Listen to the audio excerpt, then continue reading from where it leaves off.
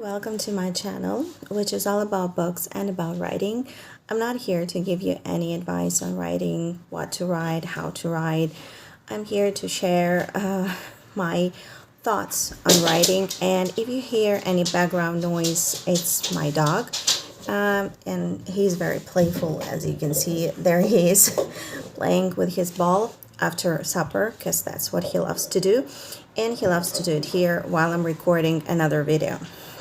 And today I would like to talk about discarded chapters, discarded paragraphs, discarded sentences. If you're like me, I don't know, maybe you are, maybe you aren't, then you have a lot of discarded drafts of at least one of your novels.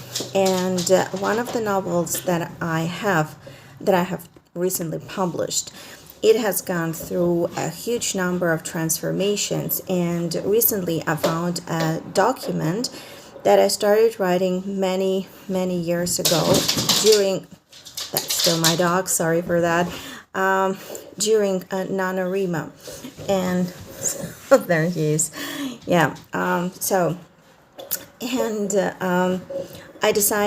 remembered that I decided just to write everything that would come to my head. And then this whole document, and there are about 80 pages of it. I never finished it. I wrote around 30,000 words. I never reached 50,000 words.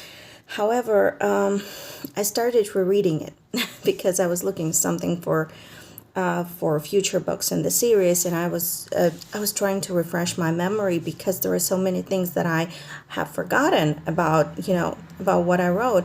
So I decided to refresh my memory, and some of the things that I found here, I love very much, and I feel like sharing, but I really don't have anyone to share it with, so I'm gonna share it with you guys.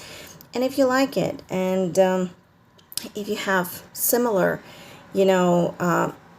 discarded drafts or paragraphs or sentences that you love and you want to share, then please do in the comments.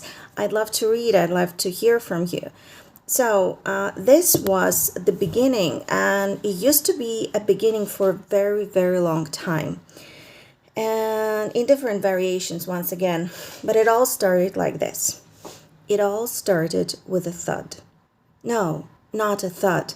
I believe a plunk would be a much more accurate word to describe this quite non-singular sound that, nevertheless, had such a profound effect upon our young heroine and her elderly companion. And I know, this is probably not an interesting way to start a novel, but I would definitely love to read that. And here I have fondness for such words as nevertheless. I started out, writing regencies. So I love long sentences, long complicated sentences, and words such as this. So I really like this beginning, and I wish now that maybe I had left it, because I left it, but I didn't. Anyway, the book is already published, and I will be leaving a link. So if you feel like reading a sample on Amazon, it's totally free, and it's a pretty huge chunk there. So go ahead and do that.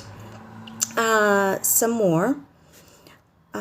It happened sometime in the afternoon, according to the Upper Kingdom time at least, which is difficult to go by unless you were born there with an innate ability to tell the time without tick-tock or chime of the clock, when Almandra and her nanny were comfortably sitting in silence and reflection by the fire in the drawing-room on the first floor of the great castle.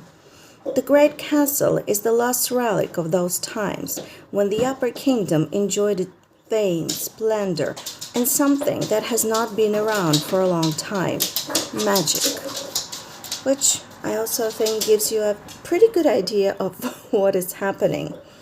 And I like this one, and some ghosts of these sentences, you can actually find them in the final version, but they are quite transformed, quite modified. Still, here is another one that I think it gives you a good idea about what's going on. Nanny was knitting something long, black, and warm. I shall hazard a guess and presume that it was something for the high lady who loved all things long and black, though not necessarily warm, as the outfit she was currently wearing would certainly attest to, presumably to serve the double purpose of warming and covering her up.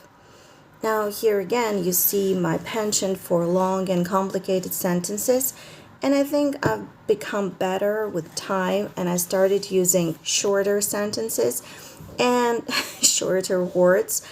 But in doing so, I keep asking myself whether I have started conforming to the rules that I've been reading so much about, or whether I'm just, whether my style is just changing.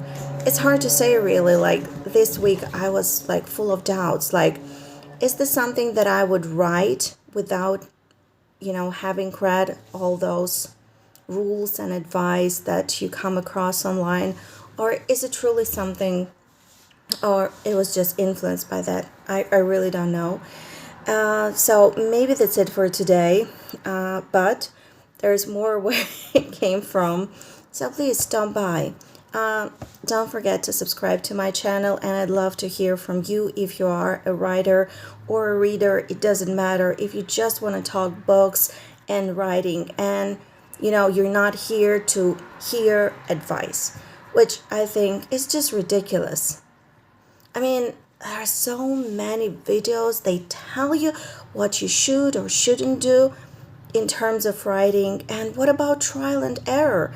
What about finding your own way, your own voice, your own style, your own language? I mean, why conform when you can be original and unique?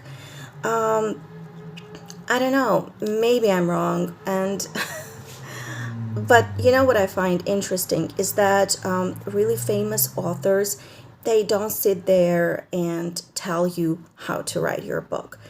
I think because they're busy writing their books, next bestsellers and all that. So maybe that should give you a pretty good idea what to do with that advice. So thanks for stopping by, and I hope to hear from you. Bye for now.